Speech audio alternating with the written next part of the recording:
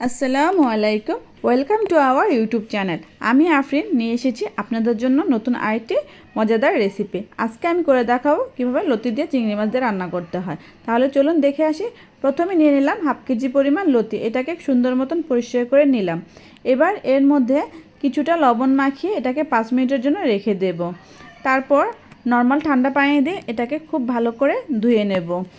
অনেকে লতি রান্না করার সময় চুলায় ভাপ দিয়ে রান্না করে, লতি খেলে নাকি গলায় চুলকায়। এভাবে একবার রান্না করবেন, দেখবেন একদমই লতি গলায় ধরবে না। তারপর চুলায় একটা প্যান বসিয়ে দিলাম, তার মধ্যে দিয়ে দেব 2 টেবিল চামচ রান্নার তেল, আধা কাপ পরিমাণ পেঁয়াজ কুচি দিয়ে এটাকে সুন্দর মতন ভাজতে থাকবো। পেঁয়াজটা যখন ভেজে লাল লাল হয়ে আসবে তখন এর মধ্যে দিয়ে দেব 1 চামচ পরিমাণ রসুন বাটা, দিয়ে এটাকে নাড়াচাড়া করব। এই পর্যায়ে আমি একটু পানি দিয়ে দিয়েছি, কারণ আমার চুলার হিটটা একটু বাড়ানো বেশি ছিল, তাই পেঁয়াজটা পুড়ে যাচ্ছিল, তাই একটু পানি দিয়ে দিয়েছিলাম।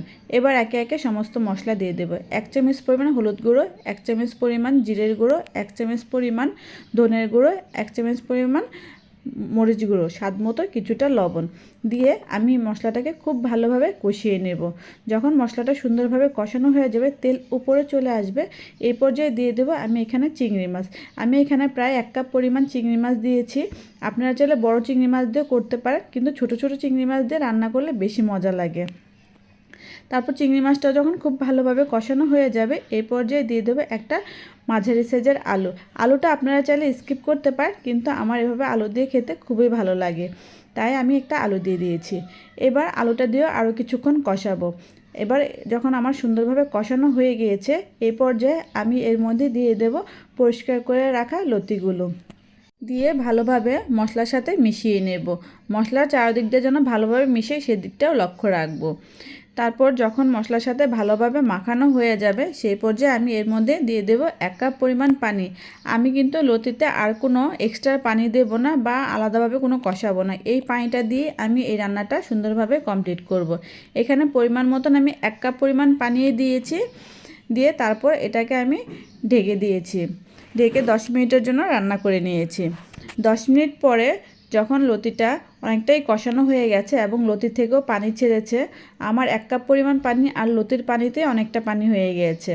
দেখেছেন, এই পানিটা দিয়ে কিন্তু এই লতিটা অনেক সুন্দর রান্না হবে। বেশি পানি ইউজ করলে আবার লতিটা কেমন যেন ভর্তা ভর্তা হয়ে যায়, তখন কিন্তু আবার খেতে ভালো লাগে না। এই পর্যায়ে আমি এর মধ্যে দিয়ে দিলাম কিছুটা কাঁচামরিচ। কাঁচামরিচটা আমি একটু বেশি করে দিয়েছি, কারণ ঝাল ঝাল এই লতির তরকারি খেতে আমার খুবই ভালো লাগে। আপনারা চাইলে ঝালটা কিছুটা কমিয়ে নিতে পারেন। তারপর আবার কিছুক্ষণের জন্য ঢেকে কষিয়ে নিলাম। তারপরে এই মরিচগুলো দিয়েও আবার একটু উল্টাপাল্টা করে নেড়ে নেব। বাস, এবার 10 মিনিটের জন্য আবার ঢেকে দেবো মিডিয়াম টু লো আঁচে। আমার রান্নাটা প্রায় শেষ। এবার চুলা থেকে নামিয়ে নেব। দেখেছেন, পানি কিন্তু শুকিয়ে গেছে আর লতিগুলো কেমন আস্তে আস্তে রয়ে গেছে, কিন্তু লতিগুলো কিন্তু অনেক সুন্দরভাবে সিদ্ধ হয়েছে। এভাবে একবার হলো বাসায় ট্রাই করবেন এবং আমাকে কমেন্টস করে জানাবেন কেমন হয়েছে। গরম ভাতের সাথে এভাবে লতি দিয়ে খেতে কিন্তু খুবই মজা লাগে। মাছ মাংস খেয়ে যখন মুখে অরুচি চলে আসে, তখন এভাবে একবার ট্রাই করবেন। এভাবে লতি রান্না করলে কিন্তু গলায় একদমই ধরে না, উল্টো আরও মুখের স্বাদ বেড়ে যাবে। যারা যারা এখনও আমার চ্যানেলটি সাবস্ক্রাইব করনি, তারা অবশ্যই আমার চ্যানেলটা সাবস্ক্রাইব করে ফলো দিয়ে পাশে থাকবে। আজকের জন্য এ পর্যন্ত। সবাই ভালো থাকবেন। আল্লাহ হাফেজ।